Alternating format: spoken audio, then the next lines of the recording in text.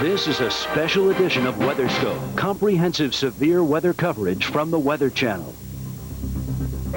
Thanks for joining us today. Jill Brown here with John Hope, our hurricane specialist. We were talking about Josephine. It was a tropical storm last night. It is now an extratropical system, and we'll talk more about what that means in a moment. But first off, let's take you down to Florida and see some of the damage that was created by this strong tropical storm that came ashore last night around midnight.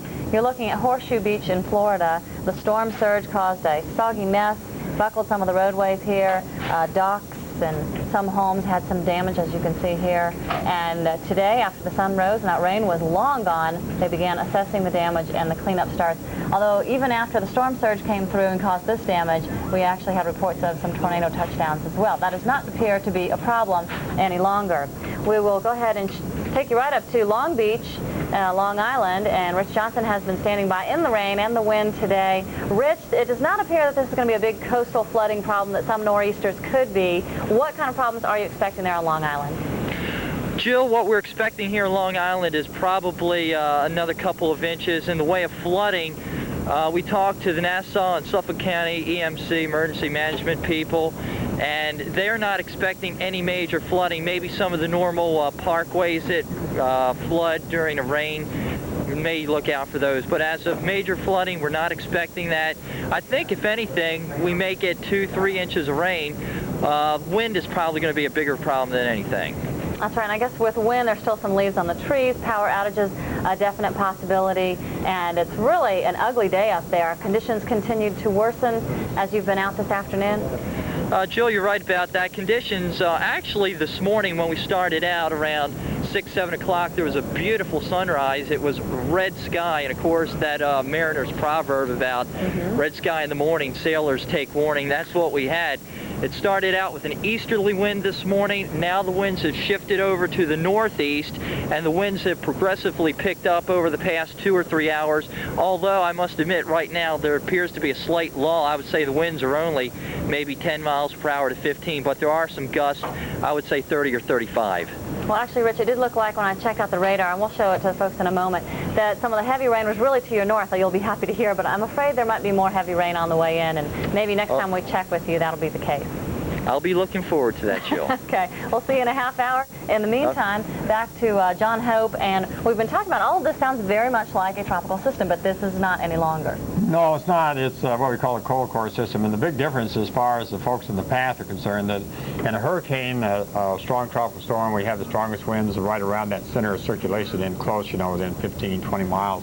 Anyway, something like that. And with a non-tropical system or a nor'easter, which is really what we have now, we see the winds, the maximum winds are spread out a lot farther away from the center.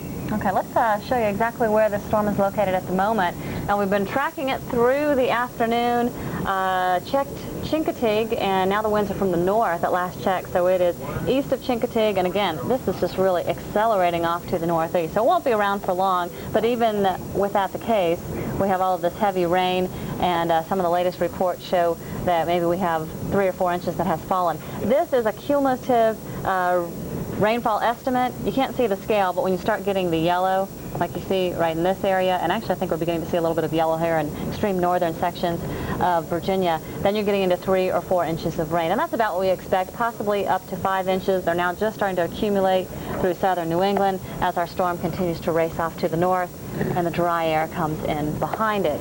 So as we check our warnings, we do have coastal flood warnings, and John, I'm kind of surprised that we haven't seen them extended any farther to the north, but again, it does not appear that that's going to be a real serious problem. No, they may be extending some, but you're right, I don't think so. But that rain, Jill, we're very fortunate that the storm is moving as fast as it is, because even though the rains are going to be torrential for a while, it's not going to be very prolonged, and I think that will preclude any extensive flooding, such as river flooding. It'll be mainly some flash floods and urban flooding. That tends to be one of the biggest problems with a tropical storm, where you may not have as strong winds, but if it moves slow, you can get 10 inches of rain. Well, the slowness makes a big difference, because if it can rain for day after day, that's when you get in a lot of trouble. So this is a very fast mover, and tomorrow will be a nice day up there. That's right, and it should be a much nicer day. As a matter of fact, take a look at the satellite picture, and you'll be able to tell, I think, how quickly this is moving. Now, out here where you see the yellows and oranges, that's our big line of thunderstorms that caused the severe weather earlier in parts of North Carolina and also into southern Florida, but that is all long gone. The big thunderstorms are out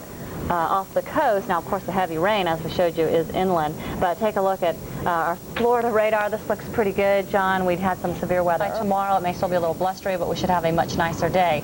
As this storm system moves out, what are we expecting in behind it? Well, that's a good question. For the details on that, we'll take you back to the studio.